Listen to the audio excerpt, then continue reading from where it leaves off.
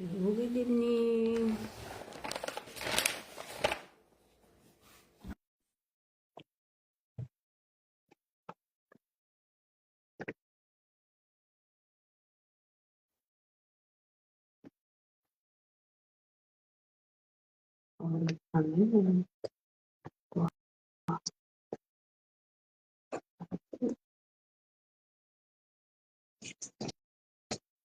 I have my business interview with Juby. Juby from Rome, Italy. So stay tuned po. And tra qualche minuto, we will have with us Juby season from Rome, Italy. So stay tuned po.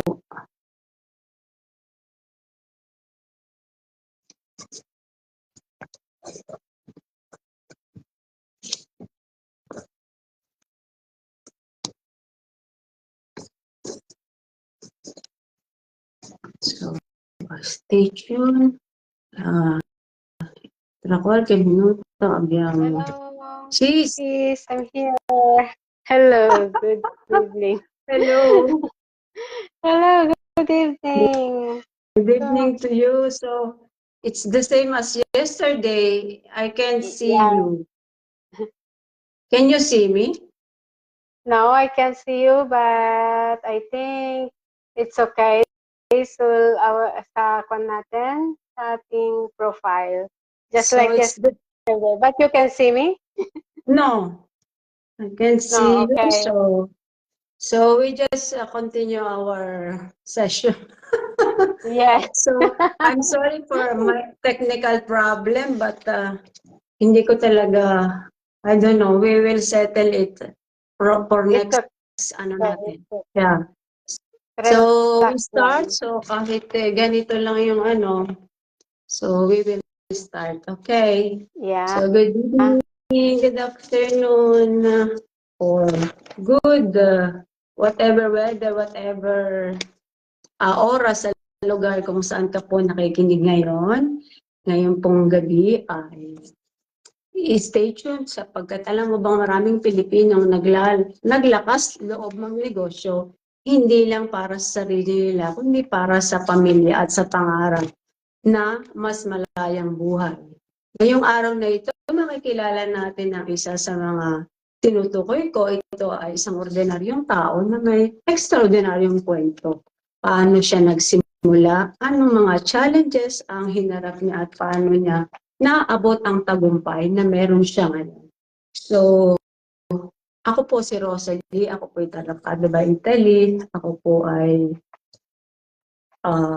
dental assistant ang aking trabaho dito. And dito po, medyo matagal na rin po ako dito sa lugar namin. And at the same time po, I'm doing digital business on my free time. Yes, you heard it right. Sa free time ko lang po sa free time lang po namin ginagawa ang business na ito. So hindi lang po ako, napakadami po namin na talagang nag-join or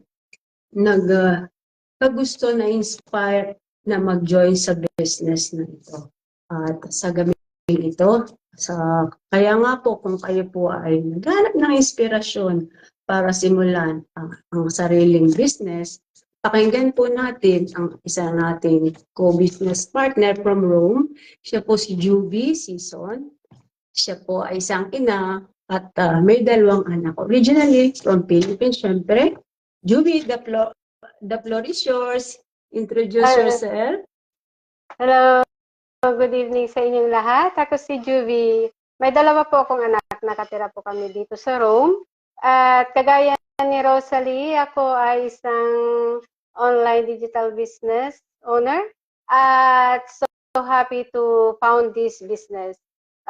Anyway, personal kasi na noon, nung kaya ako nang ganyong pumasok sa online business dahil sa kagaya naming OFW, wala kaming time na humanap ulit ng another business na o another trabaho na mahirapan kami dahil nga masyado kaming mahaba ang work namin. So we need to do it sa free time lang talaga namin. Work smart, sabi nga nila. Dahil yun na ang nauso ngayon. At dumating kasi sa punto na tutuloy ka ba? Yeah, go ahead. Okay. Naghanap na ako ng online business noon pa, naririnig ko na yan. Noong time na nagkasakit ang aking nanay, talaga ito ang dahilan. Meron naman siyang naipon nung panahon na siya ay nagtrabaho din. OFW din siya sa Israel. Then pumunta rin dito sa Italia, kaya lang nung time na nahuli siya, alam niyo naman, nung pumunta dito, wala siyang papel. Nung nahuli, ayaw na niya, gusto na niyang umuwi sa Pilipinas. So, umuwi siya. Pero nung nagkasakit ng nanay ko, lahat ng kanyang naipon, unti-unting naubos. Kaya I did my part as a daughter, natulungan siya. Pero alam mo, ang hindi ko talaga makakalimutan na sinasabi ng aking nanay, pasensya ka na anak, palagi na lang ikaw. Nakakadurog sa puso na ang iyong ina ay sasabihin sa'yo yon na kung maaari, ayaw niyang maging burden sa sayo na yung konting naipon mo ay maubos, magagastos mo sa kanya. So dumating yung time na ayaw kong mangyari sana sa akin yun na nandun ako, nakaratay, o kaya may sakit ako, tapos bigla ko pa rin naisip, na-stress ako, nahiya ako sa mga anak ko na pinagkakagastusan nila ako. Dahil yun ang naramdaman ng aking nanay. Yung bang feeling mo na ikaw ay isang anak, gusto mong tulungan ang iyong magulang. Pero ang magulang mo mismo, nahiya sa'yo. Alam mo yung feeling na yon. So, I want to retire na sana sa isip ko, maging ready ako. Magkaroon ako ng passive income nang sa ganun kahit unti-unti na naubos yung allowance ko, unti-unti rin na parang nadadagdagan. Yung bang parang swap lang sila. At yun, nakita ko itong business na to. At kung pag-retire mo ako ngayon, personally, I'm not ready. Dahil sa ating mga Pilipino kasi masyado na ring bukal o kaya natural na sa ating ang pagtulong din sa mga mahal nating sa Pilipinas. Lalo at may kwento ko lang din sa'yo na halos magkakasunod lang kasi na namatay ang aking nanay, ang aking kapatid na lalaki, at yung kapatid kong babae. Yung mga anak ng dalawa kong kapatid, nasa pangangalaga ko, sinusuportahan ko rin sila sa Pilipinas. So, nung nakita ko itong business natin, kahit paano ay nakakatulong na mabigyan ko sila, masuportahan ng konti sa Pilipinas, and at the same time, nakaka-invest din ng konti. Yung bang dahan-dahan rin na i-invest, na build ang ating passive income in the future with my family. Yan is ang paano. So sa palagay mo, yan yung biggest challenges na pinagdaanan mo? Yan ba yun? Oo, personally, ang biggest na pinagdaanan ko, oo, yun. Pero kung sa business naman na biggest challenges na napagdaanan, ang pagka-introvert ko. Oo, kasi alam mo, sa business na to talagang ma-improve ka. Yeah. I'm introvert. Yung mukha ko ayaw kong nakikita rin palagi sa media. Dati lang pag-picture lang, saka hindi naman pala, dahil meron naman talaga akong Facebook account. So, hindi mo naman sasabihin na talagang wala. So, minsan nag-focus lang pag may special occasion, picture-picture, pero never na ganito, na yung bang nag-interview ako o kaya nagla-live ako. na yung personal growth sa business na to ay masyadong nagpa-progress. You know?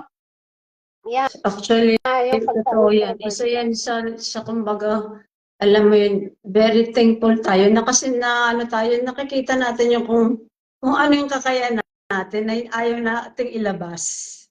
Diba? So, laking tulong nito yung business Talaga, sa akin personally. Yung growth, yeah, personal growth. Yeah. So, ano sa palagay mo, sis, yung advice na may ibigay mo para sa mga taong, yung mga gustong magsimula pero parang hindi pa rin handa or nandun yung takot, natatakot pa din, as in takot na takot. Ano sa talagang sakit. palagay mo? Eh, sino ba naman ang hindi matatakot sa pagpasok mo sa sa bagong business na wala kang alam, lalo kung Yeah. first time mo, di ba? Tapos, Parang tayo din yan. oo, tayo din.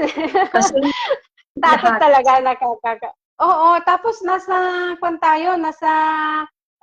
technical, digital era. Ano bang alam ko, pag copy at paste nga lang, di ko alam dati. So, dito lang nagsasabi na ganito ang gawin mo. Alam mo sis, ang maganda lang kasi dito sa sa business natin, meron tayong step-by-step training. Aside from mentoring, coaching, community, halos lahat na dyan na, yun nga lang, kailangan mong magsipag na makinig, mag-aral, kasi tsaka ako, sister, kailangan teachable yung susunod ka sa tinuturo, hindi yung ikaw yung magtuturo. Alam mo yun. oo, kasi minsan, ang dami talagang pag-aaralan dito kung kung talagang pagtutuunan mo ng pansin. Kaya minsan pag ako'y very busy, dahil tayo ako naman ay domestic helper, so family assistant, so talagang nandyan minsan yung mga amo, o kaya kung wala man sila, maraming gagawin. So, ina-advise ko nga sa ating community, na sa ating private community, na just listen, parang gawin radyo dahil yan naman ang ginagawa ko. Then, i-apply kung ano man yung matutunan din natin. At Yeah, totoo. yes, sis. At saka ang mahirap dito yung ibang mindset, yung sasabihin ng iba. Yung bang, una minsan kasi, yung bang ang iisip natin, anong sasabihin ng mga kakilala ko, yung mga ganyan ko. Pero alam mo sis, kung may tayo, meron tayong ambisyon, hayaan lang natin sila, gawin nating inspirasyon. Total naman may kanya-kayan tayong opinion. So, gawin mo kung ano yung gusto mo, kung meron ka talagang pangarap, kung meron kang napakalaking why. So, yun lang ang iniisip ko, I will do this. And hindi man kabilis ang pag-angat nga kung hindi tayo pare-pareho, may mga mabilis, may mga hindi naman. So, it doesn't matter as long as hindi ka mag-give up sa business na to, tuloy-tuloy mo lang, consistent ka na sinasabi nila. So, it will pay off. Yun ang alam ko na I believe that it will. Okay, so it's amazing story, Sis Juby. So alam mo, gusto ko mag-thank you for your time na binigay mo sa akin. Alam kong madaming mga kababayan natin, kaibigan, kapatid, na na-inspire sa kwento ng buhay mo bilang isang ina, OFW at digital business owner. Kaya kung kaya po namin, kung bakit ginagawa namin ito, nagagawa namin, ay kaya niyo din po. Kaya, be inspired Ang pinaka-importante lang is, they need to start. Dahil hindi ka talaga pupunta, kahit anong pangarap mo sa buhay sis, kung hindi mo sisimulan, hindi mo alam kung saan ka makakarating. At salamat sis for having me here, and I'm so happy. Me too. Yeah. Thank you, sis. And God bless you. So, yan lang Thank po you, sa gabing to.